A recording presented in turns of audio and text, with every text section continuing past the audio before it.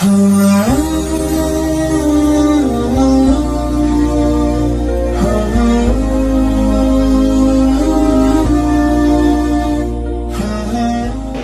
kenapa kita takut mati? Karena kita tahu, kita yakin banyak dosa.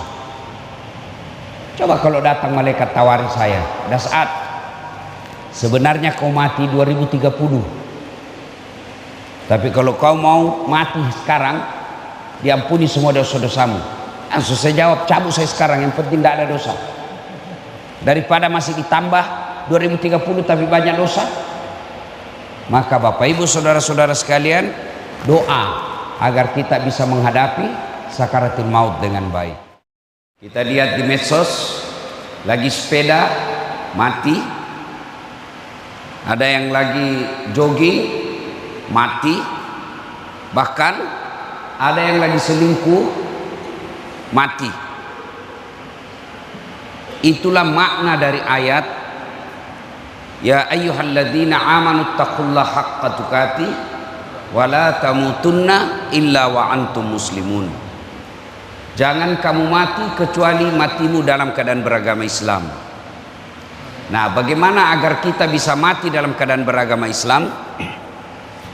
Ini yang ingin saya sampaikan. Sebab banyak di antara kita sudah tua. Orang Bugis bilang matoa nih kajili-jili mopi. Sudah tua tapi tidak sadar-sadar. Selalu dimakan oleh hayalan, masih lama kau mati. Padahal tidak ada orang janji masih lama dia mati. Selalu kita dengar, meninggal ini, masa sih? Saya masih ketemu minggu lalu. Ya kan sering kita rakas gitu. Meninggal ini, masa sih? Masih ada di WhatsApp kemarin.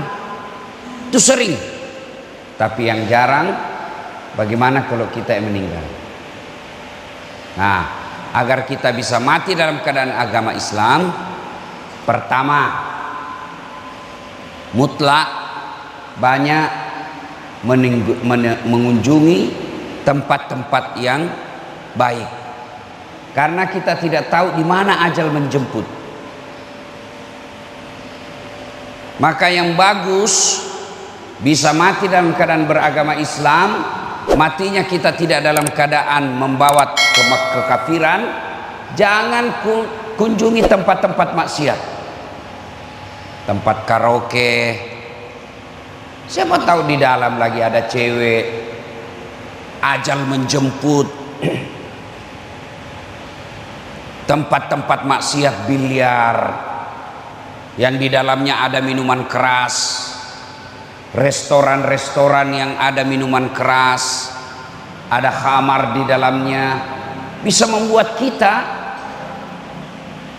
matinya dalam keadaan membawa kemaksiatan. Hindari tempat-tempat maksiat. Kita tidak tahu ajal di mana menjemput. Maka sebaliknya, kita datangi tempat-tempat ibadah. Kita datangi tempat-tempat yang berbuat kita dekat dengan Allah. Pengajian. Mudah-mudahan kita dalam dengar ceramah seperti ini, ajal menjemput. Kita datang berjamaah di masjid. Itu di Makassar. Ada orang, sahabat saya, lagi khutbah Jumat. Antara khutbah pertama, khutbah kedua, dia istirahat. Dah enak dia rasa, meninggal dalam keadaan khutbah. Ada juga orang yang meninggal dalam keadaan sujud. Maka saudara-saudaraku, terutama bapak-bapak ini yang sudah muka-muka sakaratul maut, ya, rajin-rajinlah ke masjid, ke tempat-tempat pengajian, mengaji. Mudah-mudahan dalam keadaan kita membaca ayat suci Al-Quran, Allah menjemput kita. Na'udzubillah min zalik. Jangan sampai adik-adik ini yang suka sepeda, yang suka olahraga, futsal, itu kan biasa orang kena serangan jantung, gagal nafas, kehabisan nafas. Silakan olahraga, tapi jangan kelihatan aurat. Silakan naik sepeda, tapi jangan kelihatan pahamu. Karena kalau laki-laki kelihatan paha itu sama hukumnya perempuan tidak pakai jilbab. Ada yang bilang, kan tidak ada nafsu lihat paha saya. Siapa bilang?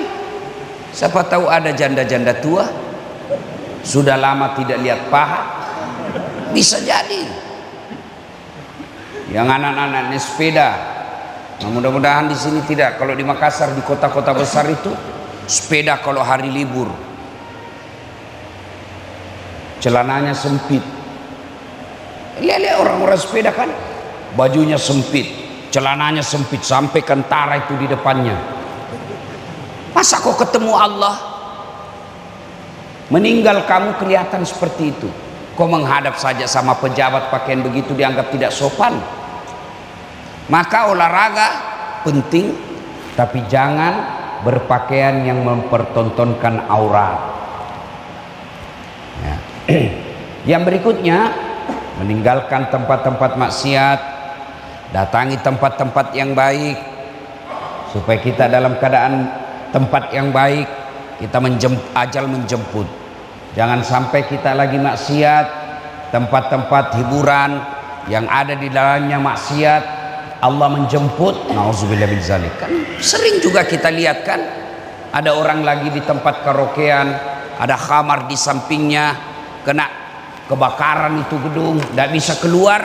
Nauzubillah min zalik. Yang berikutnya, bertemanlah orang-orang soleh, berteman orang-orang baik. Karena kalau bapak ibu berteman orang baik, biasanya yang dikunjungi tempat-tempat baik.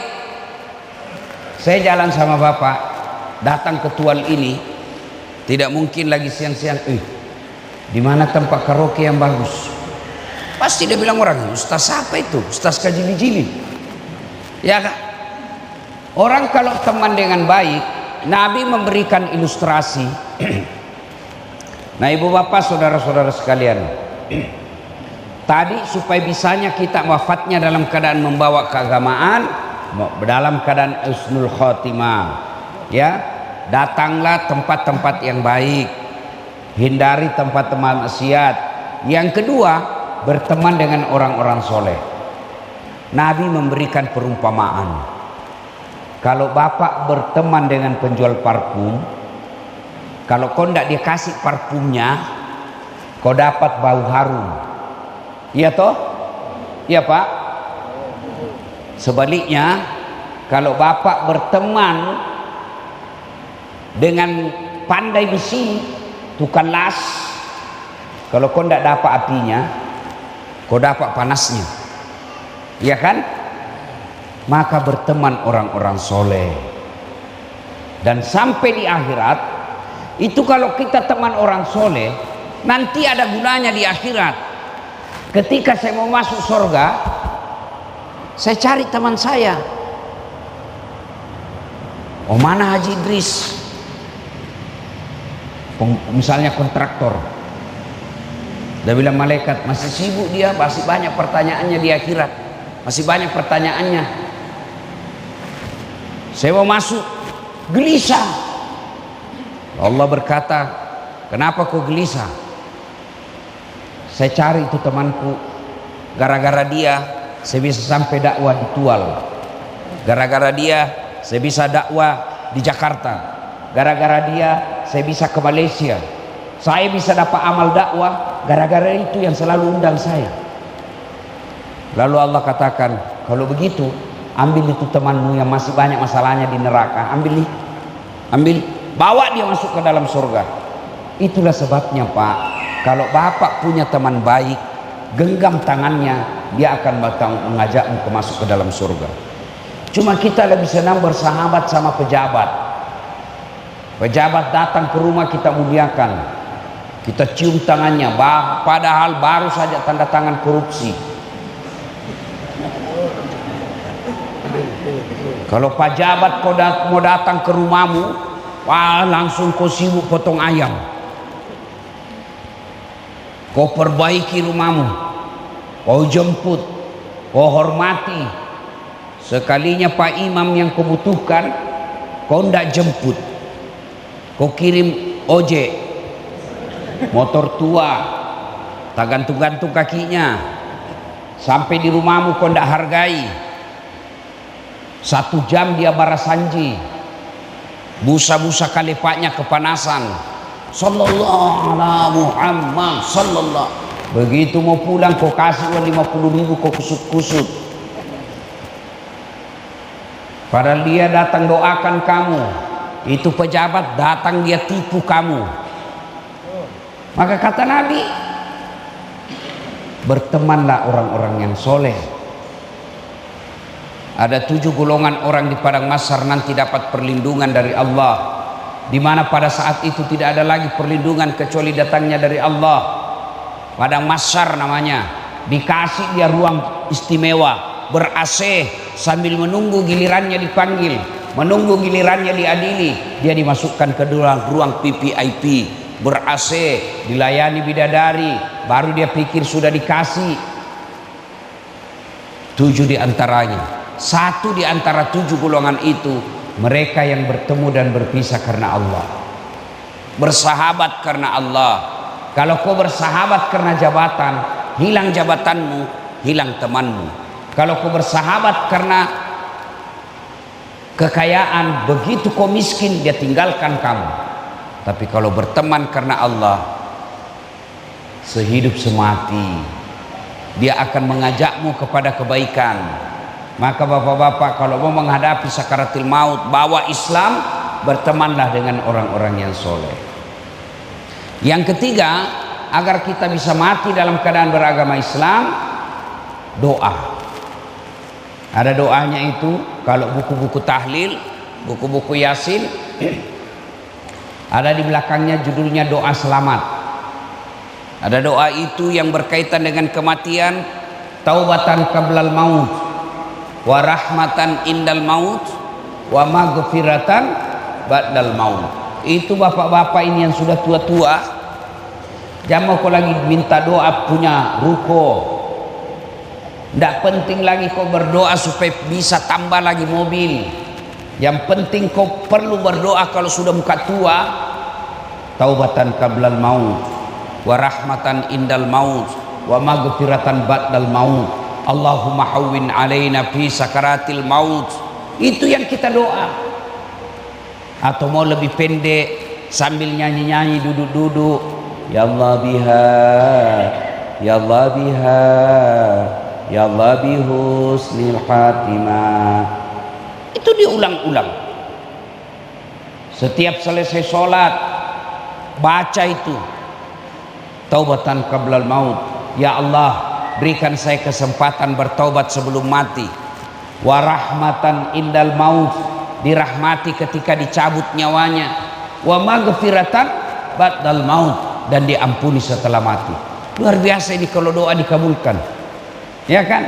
Taubat sebelum mati, dicabut nyawanya dengan ringan, diampuni setelah mati. Kalau ini dikabulkan, aman. Kenapa kita takut mati? Karena kita yakin banyak dosa. Padahal mati itu syarat ketemu Allah. Mati itu syarat ketemu Allah. Mana bisa kita ketemu Allah kalau tidak mati dulu? Ibu-ibu mau ketemu Allah? Mau ketemu Allah ibu? Syaratnya harus mati dulu. Tapi kenapa kita takut mati? Karena kita tahu, kita yakin banyak dosa. Coba kalau datang malaikat tawari saya, dah saat sebenarnya kau mati 2030.